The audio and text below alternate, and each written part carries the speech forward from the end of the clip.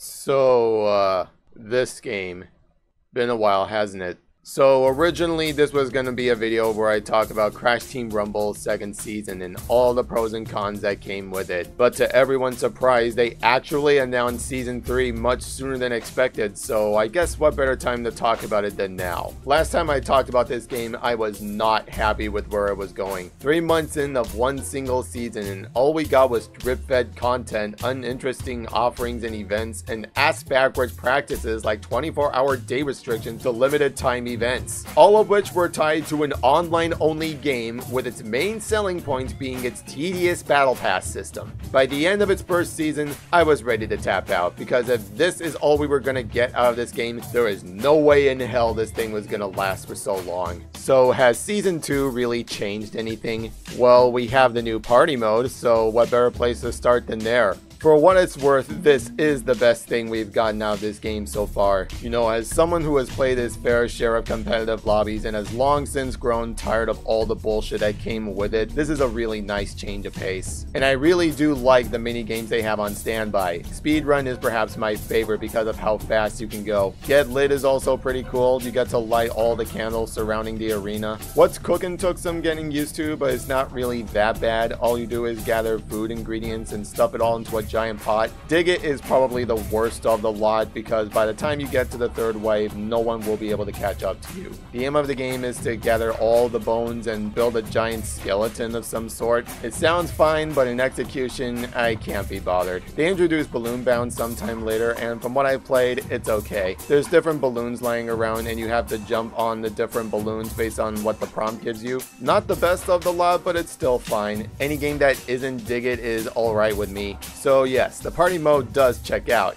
which is why it really stings so bad that the rest of the game is still falling behind. And here's where I start rambling and getting all my thoughts out. Sorry if this video is kinda all over the place. Toys for Bob Labs is a thing. What this does is give you all sorts of new features and gimmicks to try out. They'll say these are new modes, but I'm still calling it as I see it. Sure, there's some game changers like Capture the Flag and Entranced, but everything else feels like they should be additional game options rather than being labeled as new modes entirely. It's because of this and the fact that trying to find a decent lobby is like finding a needle in a haystack that it got to where eventually I just stopped caring about this mode. Speaking of lobbies, is it just me or is trying to find a decent lobby these days somehow worse than its first season? And it's not just Toys for Bob Labs either. I've had the same issue across party mode and competitive. I'd be lucky if I found a room that actually stayed put. It's starting to sound like I've been through this before. There's also this really annoying bug that never seems to go away throughout this whole season. Every time you start up this game, for some reason your custom profile settings always reset to default. I don't know how this is happening, I don't know why this is happening, but it seems to me that Toys for Bob has yet to address this issue rather than saying they'll be fixing it sometime later. As for the events themselves, they're kinda hit and miss, so second verse same as the first. The new stages are pretty cool. Waist Deep is perhaps the best stage we have ever gotten in this game, just saying it right now. Jazz Junction is there, middle of the road map, but it's nice to see that we actually have something based on Off-B from Crash 4. Ripto is here as the new character this season, and I have all sorts of mixed feelings on this. Yeah, it's nice that we actually get to play as him, but actually playing him,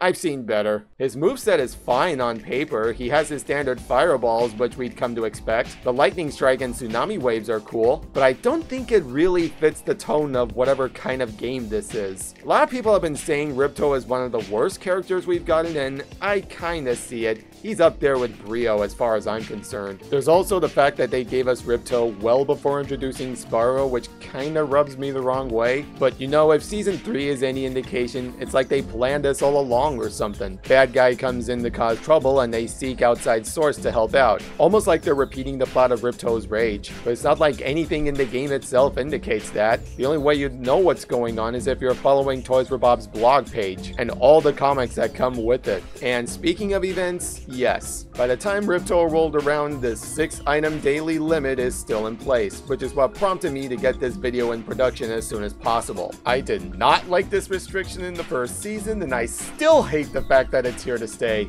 As for the battle pass itself, I really can't be bothered anymore. I only got lucky the first time around because I pre-ordered it, starting me off at level 25. Here I'm starting all the way from level 1, and halfway through, the fatigue really started to kick in. And to the surprise of no one, Crash Team Rumble has microtransactions. Though here it's kind of a different deal this time. Much like every other live service game under the sun, you have the option to pay to skip tiers in the battle pass. There is something about this system that does not sit right with me. I hate seeing this kind of monetization across every other game that does this, and Crash Team Rumble is no different. Ultimately though, it's at this point in the game where I have to stop and reflect. It has been 6 months now. I've been pouring over 100 hours into this thing, and I have seen a lot more wrong with this game than I've seen good. It's fun once you play this with the right people, but outside of that, I don't really see much of a reason for me to stick around. Anyone who knows me can assure you that I have made this known for the longest time, and I've even had people telling me that at this point in the game, just forcing myself to play something just because it has Crash and Spyro attached to it is not really doing any wonders for me. And it's because I'm taking this into consideration that this will probably be the last time I will ever talk about Crash Team Rumble. It's just not that fun anymore. If something new ever comes up, I'll probably check it out just to get it out of the way, but as far as actually committing to this thing,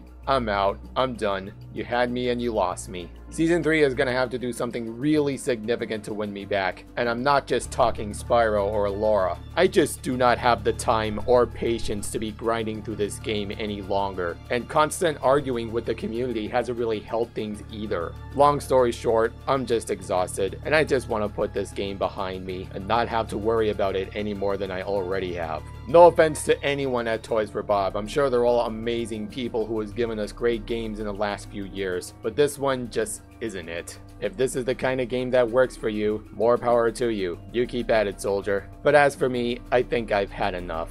Thank you all so much for listening. This is Miss Dan signing out, and in closing, wake me whenever the next Spyro game drops. I'll be waiting.